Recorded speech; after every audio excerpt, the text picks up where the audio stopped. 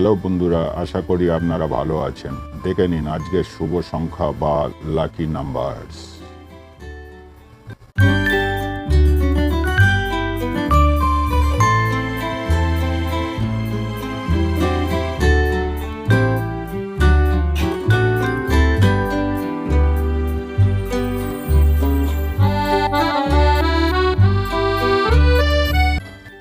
সাতাশ 12/2024 শুক্রবার গেম দিয়েছি 1 থেকে 4 বাজি রোলিং 2, 3, 6, 7 প্রতিটা ঘরের 2টো করে প্রার্থী দেওয়া আছে।